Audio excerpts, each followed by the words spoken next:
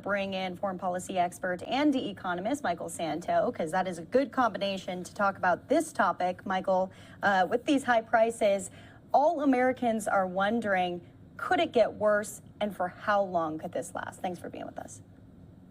It could get worse. We will get through it one way or another because US and Canada have enormous energy reserves of virtually every type. But the fact that we might have to put strong sanctions against Russia's oil could definitely push oil prices and then gasoline prices up for sure, no doubt. Okay, so let's talk about those conversations underway, because everyone is calling on the Biden administration to fix this, right? But there are some interesting conversations going on. Saudi Arabia, Iran, and even Venezuela are in talks with the U.S., according to some U.S. officials, as they visited Venezuela, meeting with the president, Nicolas Maduro. And there's a possibility that they could ease sanctions on Venezuela oil exports right now, which are underway. What do you think about these conversations, this communication? It's hard to avoid because the U.S. cannot power the whole world. We don't produce enough oil, U.S. and Canada, for example, a little bit Great Britain, Norway, the friendly good countries don't produce enough oil. And it's fungible throughout the world. So even if we're energy sufficient or nearly so, global prices will have indirect effects on us. So I think it's understandable that you start to, in such a crunch, you start to look for extra sources. So I think on some levels it makes sense, for sure. Yeah, on some levels it does make sense, although some lawmakers are saying that we are self-sustainable here in the United States. We just haven't tapped into some of those oil sources. What's your response to that? There was a major retrenchment in terms of CapEx on the part of oil companies in spring of 2020 because of the shutdown. And you can argue whether we should have had a shutdown or not, but we did. And people were barely flying or driving. Oil futures went negative at one point. So we had a lot of smaller oil and natural gas companies go broke. It was financially challenging, and it's hard to turn on that capital expenditure later. So that's one of the effects. The restart of the global economy faster than anyone expected. Thank God, we could have triggered, the economy's restarted, they revived. So that's part of it. The more investment we make in U.S. oil and natural gas production, U.S. and Canada, obviously, especially going out a few years, the better off we are. But like I said, there's a global oil market. And when you have major crunches from more than one major supplier, it's hard right now, the way things are, to completely avoid an effect on supply and pricing of oil. And then that translates to higher gasoline prices. So let's say things just keep on continuing the way they are. We don't move forward with any of these talks with other countries. How bad could it get? There is a slight risk that it could get really bad because we're in a very unstable world right now. And obviously we see the military political situation with Russia almost kind of scary. Venezuela is led by crazy, stupid guy. Iran is crazy. It's a difficult global situation. There's a lot of geopolitical risk. There's a lot of money still floating around. That was an effort of Congress and the Federal Reserve and the Trump administration to make sure our economy could continue on during the pandemic. And so that money is still floating around. The Federal Reserve has a huge, huge balance sheet. There was a lot of stimulus that's stimulating our economy. There are major supply chain issues that could indirectly impact the oil production and also transportation of oil. It could get worse. The Saudis are going to want to jump in. Countries like Saudi Arabia, United Arab Emirates, and others will want to jump in to avoid demand destruction. If oil prices get too high, you could trigger recessions in major economies. And then their consumers start to cut back on driving and energy consumption and flying. And then countries like Saudi Arabia start to lose money or not make as much money because oil prices go too high.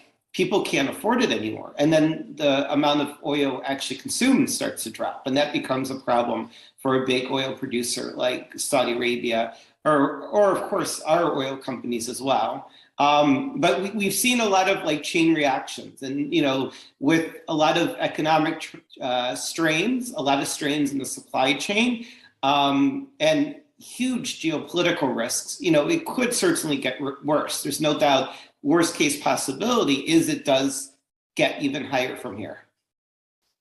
And I think that's what people are all worried about right now. So we'll just have to watch it, because we're hearing that it could hit that record high just as soon as tomorrow here. So, but let's not forget, there are sanctions that have been imposed on Russia and on President Putin.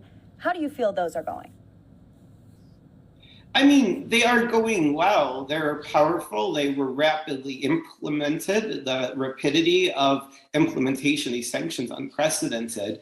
But we have to be cautious. We are actually looking at a Russian society where many Russians think that the United States wants to destroy Russia, which is, of course, nonsense. We've never wished the Russian people or Russia poorly. We never wanted anything bad to happen.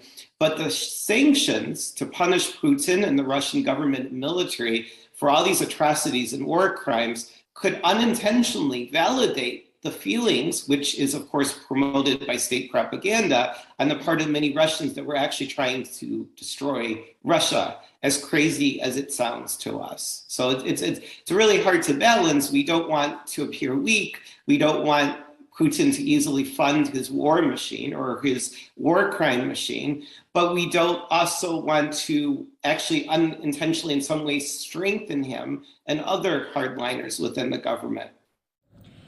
And when you say Russian propaganda, that has continued to come up with President Putin here.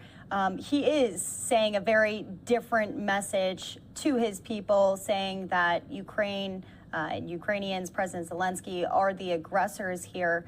But the videos and the photos really tell it all. As far as his relationships being strengthened with other countries, has anything come to you as a surprise? Because we are seeing certain leaders coming together and saying, hey, we'll kind of strengthen and partner with you through this, despite the invasion. Not so much. I mean, the exceptions are two major trade partners and quasi-allies of Russia, which is China and India, which are both very, very large countries. Mm-hmm. European countries are very threatened by this practically monstrous operation, but military. It's a huge threat that Europe historically depended 90% on the United States to protect them against. Erdogan of Turkey was sometimes anti-American and maybe even anti-Semitic, but he realizes this is a huge threat. Hungary, the leader of Hungary, who was a little bit fascist, we thought was sympathizing with Russia, but he's turned against Russia, and that's important because Hungary is a NATO member like Turkey, but also a member of the European Union. Just the sheer scale of the atrocities has really galvanized European people and countries against Russia and Putin. It's not surprising. In terms of Russian propaganda, just really quickly, when you look at the images and you see that there's no doubt that Ukraine is not led by Nazis and that Ukraine didn't start this war, and you wonder how could so many Russians not see that truth. Here's one cautionary note that I have to unfortunately add. Even for Russians who start to realize that's a lie, that Putin started the war, it's going a lot worse, that Russian soldiers are dying in much larger numbers, the problem is many of them could still be convinced the United States and NATO is out to get Russia. So they feel like Putin's covering up, that the war is costlier than he claims, that he started it, but they may still look towards NATO and the US as enormous threats. And I can't say for clear, I'm not a psychologist, it's hard to analyze, and there's different opinions in Russia and they fluctuate, but there is a risk of that even if they realize the lie about how the war in Ukraine started. But I think that a lot of this leaves us in a catch-22, that our reactions economically and militarily are necessary to stop them from attacking other countries like Lithuania or Romania or Latvia. But then on the other hand, at the same time, it could actually cause many Russians to rally towards Putin. So I think this is a very difficult balancing act, even on the economic side.